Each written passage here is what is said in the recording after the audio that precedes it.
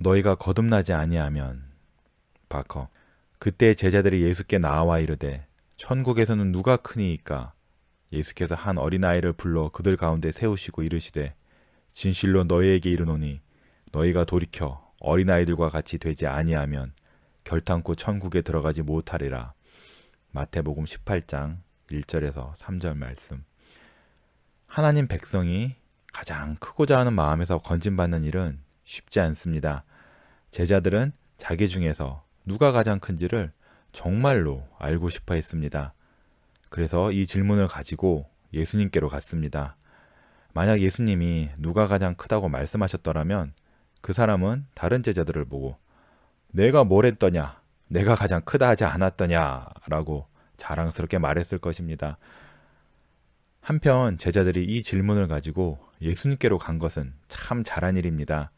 자신들의 갈망을 점검할 수 있었기 때문입니다. 주님 앞에서는 모든 것이 바로잡힙니다. 심지어 우리가 수치를 겪더라도 말입니다. 주여, 천국에서는 누가 크니이까? 제자들은 이렇게 묻고 예수님의 답변을 간절히 바랍니다.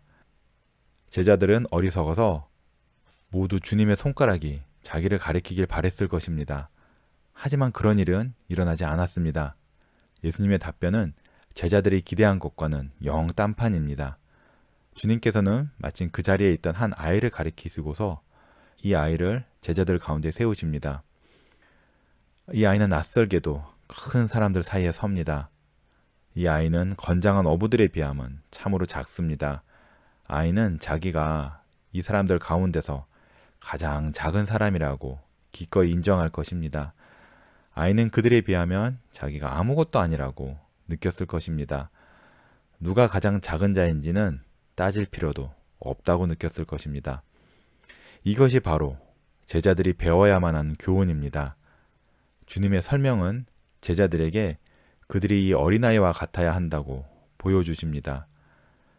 제자들은 이런 답변을 상상도 못했을 것입니다. 이 아이는 잔뜩 긴장해서 불편하게 제자들 앞에 서 있습니다. 하지만 제자들은 아이보다도 더 부끄러웠을 것입니다. 이제 제자들은 누가 진정 가장 큰 사람인지를 깨닫습니다. 아이는 자기가 가장 작은 사람인 것을 알고 있기 때문에 가장 큰 자인 것입니다. 하나님 나라에서는 모든 것이 반대입니다. 가장 큰 자가 가장 작으며 최고의 것이 가장 나쁘며 가장 높은 것이 가장 작습니다. 하나님 나라에서는 죽은 자가 살며 가장 많이 소유한 사람이 가장 적게 소유했다고 느낍니다. 하나님 나라에서는 거꾸로 자라갑니다. 가장 진보한 사람은 가장 많이 낮아진 사람입니다. 하나님 나라에서 가장 진보한 사람은 가장 많이 낮아진 사람입니다. 진보는 후퇴이고 잃는 것이 얻는 것입니다. 진정 가장 작은 자가 가장 큽니다. 가장 큰 자는 가장 낮게 엎드린 사람입니다. 옥수수처럼 열매가 많이 맺힐수록 고개를 숙입니다. 그대는 이 진리를 배웠습니까? 그대도 낮아지는 수치를 당하셨습니까?